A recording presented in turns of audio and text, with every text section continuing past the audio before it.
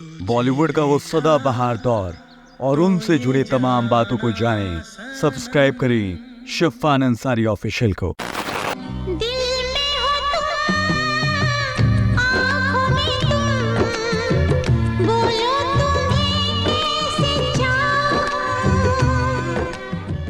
ये वो कलाकार हैं जिन्होंने पहली फिल्मों में काम किया, जबरदस्त शोहरत हासिल की, फिर दुनिया से मोहभंग हुआ तो सब कुछ छोड़ ओशो की शरण में चले गए और फिर वहां से लौटे तो फिल्मों में कमबैक किया। इतना ही नहीं, बाद में राजनेता बन जनता की सेवा भी की।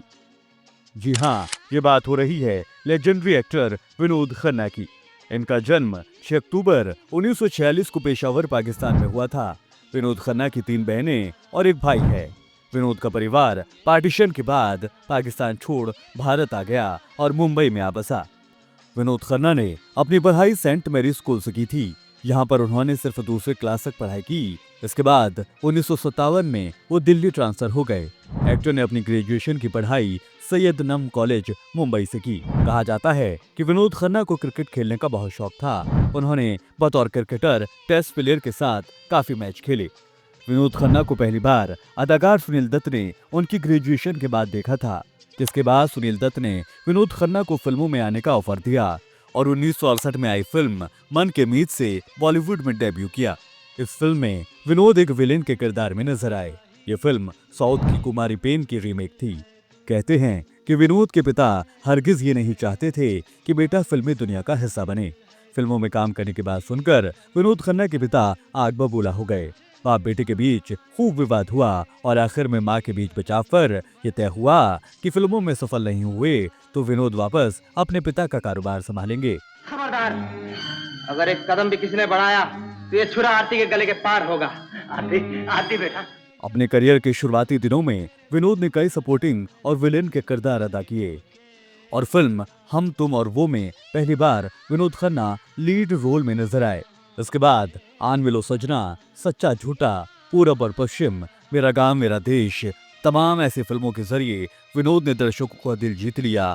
और यही नहीं, इम्तिहान, अचानक, रोटी कपड़ा मकान, मजबूर, अमर अकबर एंथनी जैसी फिल्में कामयाब फिल्में रहीं और विनोद खन्ना एक बतौर एक्टर एस्टैब्लिश हो गए।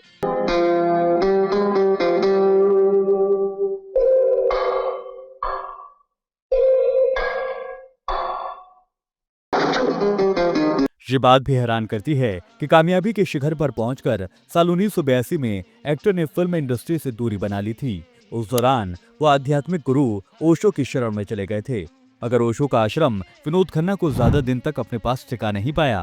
विनोद खन्ना साल 1987 में सन्यासी की दुनिया से फिर फिल्मी दुनिया की ओर आ गए और फिल्म इंसाफ से बॉलीवुड में कमबैक किया। पृथ्वी सिंह नहीं, ठाकुर पृथ्वी सिंह कहो। और मेरे जीते जी मेरे पिताजी को कोई भी द्वंद्व युद्ध के लिए नहीं ललकार सकता। विनोद खन्ना ने अपने करियर के पीक पर गीतांजलि से शादी की थी। दोनों की पहली मुलाकात थिएटर के दौरान हुई थी। दोनों के 2 बच्चे अक्षय खन्ना और राहुल खन्ना हुए। वहीं साल 1990 में गीतांजलि से उनका तलाक हो गया और बाद में उन्होंने कविता से दूसरी शादी की। कविता से उनकी एक बेटी और एक बेटा हुआ। प्यार की आग में हम न जलेंगे। अच्छा। अकेले जिए हैं, अकेले जिएंगे। यही नहीं, 90 के दशक के बाद विनोद खन्ना की जिंदगी ने एक और बड़ा टर्निंग पॉइंट लिया।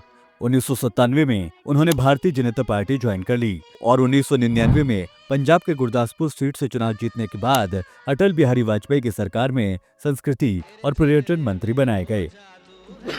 I, Vinod Khanna, having been elected a member of the House of the People, do swear in the name of God that I will bear true faith and allegiance to the Constitution of India as by law established.